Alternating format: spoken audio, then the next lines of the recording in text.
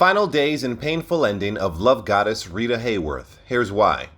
Rita Hayworth, the dazzling movie star of 1940s Hollywood, was dubbed the love goddess by the media. Her image was meticulously crafted and promoted by a series of male handlers over the course of her career. Though she began as a Spanish-American dancer, she was transformed into an iconic American figure, adored by legions of soldiers as a pinup. Hayworth's most memorable performance was as the dangerous and alluring Gilda in Charles Vidor's 1946 film of the same name, a role that epitomized a perilous type of femininity. Rita Hayworth's life began in Queens, New York on October 17, 1918, as Margarita Carmen Cancino. She was born into a family of professional dancers, and her father later became a dancer and director for several Hollywood movie dance scenes. As the vaudevillian scene began to decline, the Cancinos moved to Los Angeles when Rita was 9 years old, where she began acting and dancing lessons. In addition to learning the family business, Rita also attended the Carthay School, where she participated in a few school plays, including a stage prologue for the movie Backstreet at the Carthay Circle Theater. Her own dancing career was put on hold when she became her father's dancing partner, performing up to 20 times per week as the Dancing Cancinos. Despite her busy schedule, Rita caught the eye of Fox Film Corporation while performing in Agua Caliente, Mexico. Her grace and beauty impressed the film executives, and at the age of 16, Rita was invited to start her career in film, acting in B-grade movies. Her screen debut was with her family in La Fiesta in 1932, but her first solo film was Dante's Inferno, billed as Rita Cancino. Though the movie was not a hit, it brought Rita to the attention of Fox Film bigwigs, and she was offered a one-year contract. During this year, Rita appeared in small ethnic parts in movies such as Charlie Chan in Egypt, 1935, Under the Pampas Moon, 1935, Patty O'Day, 1935, and Human Cargo, 1936. However, her contract was not renewed, and Rita was forced to take on small roles as Mexican and Indian girls, earning very little money. Despite these setbacks, Rita's career was just beginning, and she would go on to become one of Hollywood's most glamorous and iconic stars. Rita Hayworth's rise to stardom was fueled by her talent and the support of men in her life.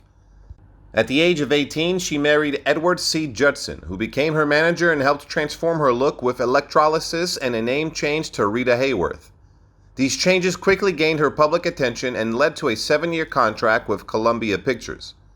Though she initially landed small parts in low-budget films, Hayworth's big break came when she portrayed an unfaithful wife in Only Angels Have Wings, 1939, alongside Cary Grant.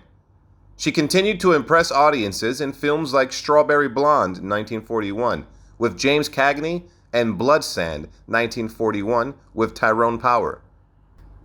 Hayworth's breakout role, however, came in You'll Never Get Rich, 1941, where she starred alongside Fred Astaire, who called her his favorite dance partner.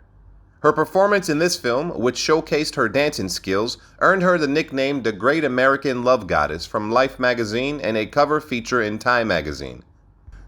She continued to make successful films, including My Gal Sal, 1942, Tales of Manhattan, 1942, and You Were Never Lovelier, 1942, which was her only other film with Astaire. While her career flourished, her marriage to Judson fell apart, and she divorced him in 1942. In the same year, she married Orson Welles, a famous actor, director, and screenwriter. With Welles, she had a daughter named Rebecca and enjoyed both personal and professional success. In 1944, she starred opposite Gene Kelly in CoverGirl, which led to a seductive photo of her in black lace and satin becoming an iconic pinup for American servicemen during World War II. Hayworth's popularity continued to soar with films like Tonight and Every Night, 1945, and Gilda, 1946, in which she played the title character and scandalized more conservative viewers with a seductive strip scene. This role eventually became her most famous. Another film she made during this period, Down to Earth, received mixed reviews but was included in a 20th century time capsule. Throughout her career, Hayworth's talent and beauty shone through, making her a Hollywood icon for generations to come. In 1948, Rita Hayworth starred in the film The Lady from Shanghai, which was directed by her husband Orson Welles. However, despite how it may seem, this film marked the end of their relationship. Hayworth was actually in the process of divorcing Welles as they made the movie. After the release of The Loves of Carmen in 1948, Hayworth married Prince Ali Khan, marking her third marriage. The scandal of their affair and marriage while she was pregnant with their daughter Princess Yasmin Aga Khan caused a decline in her popularity. Unfortunately, the marriage to Prince Ali Khan ended in 1953, and her career continued to suffer. Hayworth never quite recovered from the scandal and the subsequent divorce, which affected her reputation. Despite this, she continued to make movies such as Affair in Trinidad, 1952, Salome, 1953, and Miss Sadie Thompson in 1953. In 1953, she married the singer Dick Haymes, but the marriage was not successful as Haymes was physically abusive and attempted to use her fame to revive his career. They divorced in 1955. Following her divorce, Hayworth appeared in the film Fire Down Below in 1957 and had a supporting role in 1957's Pal Joey, where she co-starred alongside Frank Sinatra and Kim Novak. In 1958, Hayworth's career was beginning to decline despite her success in the film Separate Tables. It was at this time that she got married for the fifth time. However, this marriage also ended in divorce, with Hayworth leaving her husband in 1961. She had lost faith in finding a happy and successful relationship and believed that one of the biggest issues was men. According to Barbara Lernan, Hayworth's biographer, her abusive relationship with her father may have caused her issues with men. Her father had reportedly raped her in the afternoons and danced with her at night. Despite her personal struggles, Hayworth continued to work in films. Some of her notable films from this time period included They Came to Cordura, 1959, The Poppy is Also a Flower, 1967, I Bastardi, 1968, The Naked Zoo, 1971, and The Wrath of God, 1972. In 1971, she attempted to perform on stage but was unable to do so as she could not remember her lines.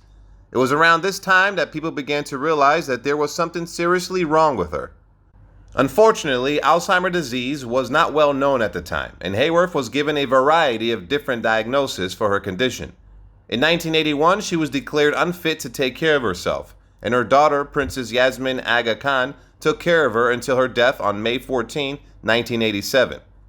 Although Hayworth had been absent from the public eye for almost 2 decades, her death was felt by the public, and she will always be remembered as the American goddess.